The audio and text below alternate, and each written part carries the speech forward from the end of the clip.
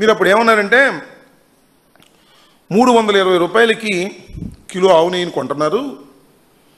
అసలు 326 రూపాయలు 320 రూపాయలకి వస్తుంది అసలు ఆవు నెయ్యి, కల్తీ నెయ్యి కాకపోతే అని చంద్రబాబు నాయుడు గారు అన్నాడు. అదేమంటే 3000 అవుతుంది స్వచ్ఛమైన నెయ్యి అని ప్రచారం చేశారు. ఈనాడు వారైతే కనీసం 1000 నుంచి 1600 రూపాయలు చేస్తుంది స్వచ్ఛమైన నెయ్యి కొనాలి అంటే 320 రూపాయలకి మీరు కొన్నారంటే ఇది కల్తీ నెయ్యి పో అని చెప్పేశారు. రేటు ప్రకారం కల్తీ నెయ్యి చేసి పారేశారండి. అంటే 1000 రూపాయలు 1600 కొంటే ఈనాడు ప్రకారం అది స్వచ్ఛమైన నెయ్యి, చంద్రబాబు నాయుడు ప్రకారం కొంటే 3000 కొంటే అది స్వచ్ఛమైన నెయ్యి. నేను అడుగుతా ఉన్నా, ఇప్పుడు ఈ తిరుమల తిరుపతి దేవస్థానం బోర్డు ఎంత కొంటున్నారయ్యా? ఇప్పుడు 1600 కొంటున్నారా? 3000 కొంటున్నారా? 1000 రూపాయలు కొంటున్నారా? కాకపోతే 320 రూపాయల కన్నా ఎక్కువ, 1000 రూపాయల కన్నా తక్కువ కొంటున్నారు. ఇది స్వచ్ఛమైన నెయ్యి నమ్మాలా? మీరు చెప్పే ఆర్గ్యుమెంట్ ప్రకారం చెప్పండి, నేను అడుగుతా ఉన్నా. స్వచ్ఛమైన నెయ్యి కాదనేగా చెప్పాల్సింది. ఇప్పుడు 320 రూపాయల కన్నా ఎక్కువ కొంటున్నారు, 1000 రూపాయల కన్నా తక్కువ కొంటున్నారు. ఎంత కొంటున్నారో మీకే తెలుసు. ఇప్పుడు ఎలా ఇది స్వచ్ఛమైన నెయ్యి అని ఎలా మీరు చెప్పగలుగుతారో? అప్పుడు చేసినటువంటి ఆర్గ్యుమెంట్ ఏమైంది అని నేను అడుగుతా ఉన్నా. అంతేకాదు, మీకు ఇంకో చిత్రమైన విషయం చెప్తా. 2014 నుంచి 2019 వరకు నారా చంద్రబాబు నాయుడు గారే ముఖ్యమంత్రిగా వ్యవహరించాడు కదా. అప్పుడు కొంత ఎంతో తెలుసా? 276. ఎంకిలేంటి చెప్పమని అడుగుతా ఉన్నా. 276 కొంటేనేమో అది స్వచ్ఛమైన నెయ్యి చంద్రబాబు నాయుడు గారు, ఆయన దిగిపోగానే 320 కొంటేనేమో కల్తీ నెయ్యి. దుర్మార్గం, అన్యాయం, జంతువుల కొవ్వు, మాంసం కొవ్వు దానిలో కలిసిందని ఒక అపవిత్రమైన మాటలు మాట్లాడి మొత్తం భ్రష్టు పట్టించేటటువంటి కార్యక్రమం చేసినటువంటి నారా చంద్రబాబు నాయుడు గారు సుప్రీంకోర్టు ఆదేశాలను కూడా ధిక్కరించి కక్షపూరితంగా వ్యవహరిస్తున్నారు. ఇవాళ చాలా స్పష్టంగా ఆ రోజున సుప్రీంకోర్టుకి సుబ్బారెడ్డి గారు వెళ్ళి రిట్ ఫైల్ చేస్తే విచారణ జరిగింది. విచారణ జరిగినప్పుడు చాలా స్పష్టంగా కొన్ని ప్రశ్నలు వేస్తే ఆ కొన్ని ప్రశ్నలకి ఈ రోజు వరకు చంద్రబాబు నాయుడు గారు సమాధానం చెప్పనటువంటి దౌర్భాగ్యమైన పరిస్థితిలో ఉన్నారు. అంటే ఏమిటి? దేవుణ్ణి అడ్డం పెట్టుకొని, వెంకటేశ్వర స్వామిని అడ్డం పెట్టుకొని ఏదో ఒక విధంగా రాజకీయ కక్ష సాధించాలి వైఎస్ఆర్ కాంగ్రెస్ పార్టీ మీద అనేటువంటి ఒక దుర్మార్గమైన ఒక పాపకార్యాన్ని వాళ్ళ నారా చంద్రబాబు నాయుడు గారు చేస్తున్నారు. చిన్నప్పన్న అని ఆయన ఒక పిఏగా పనిచేసి ఆయన పట్టుకుని ఒక కథల్లి ఆయన ఏదో కమిషన్ తీసుకున్నాడని ₹1 పట్టుకుంది లేదు. పట్టుకొచ్చారు, ఆయన్ని ఇబ్బంది పెట్టారు. పేర్లు చెబితే శుభ్రంగా రాజేసుకుందాం అనుకున్నారు. పాపం ఆయన నిజాయితీగా నిలబడి పేర్లు చెప్పలేదు. ఇప్పుడు తీసుకొచ్చి ఏదో తతంగం చేయాలనేటువంటి ప్రయత్నం చేస్తున్నారు, బురద జల్లే కార్యక్రమాలు చేస్తున్నారు. మీ బురద జల్లే కార్యక్రమాలకు భయపడటానికి వైఎస్ఆర్ కాంగ్రెస్ పార్టీ కానీ మేము కానీ సిద్ధంగా లేము.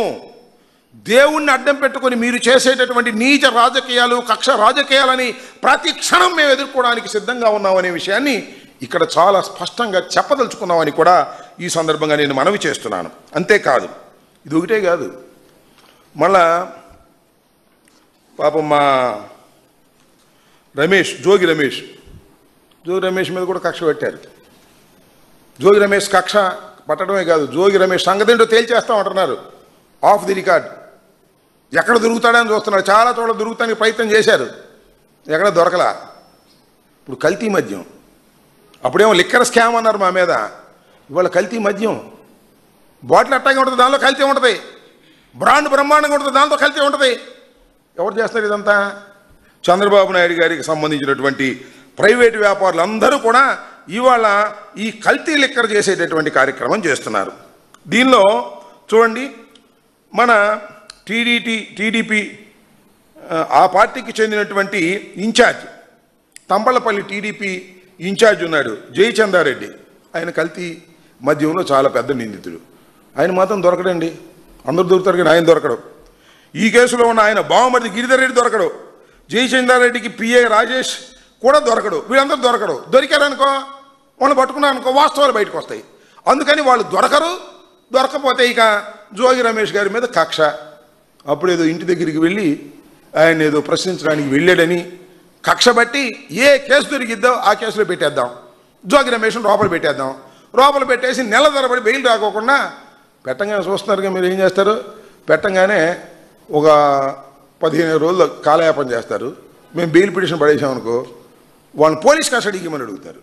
మన దాని మీద ఆర్గ్యుమెంట్స్, పోలీస్ కస్టడీకి ఇచ్చారనుకో మన తర్వాత 4-5 రోజుల తర్వాత మళ్ళీ పోలీస్ ఇట్లా ఏదో ఒక విధంగా ఎక్కువ కాలం జైల్లో పెట్టి ఒక రాజకీయ నాయకుడిని, ఒక వైఎస్ఆర్ కాంగ్రెస్ పార్టీ నాయకుడిని వేధించాలి. ఇది చంద్రబాబు నాయుడు గారి స్ట్రాటజీ.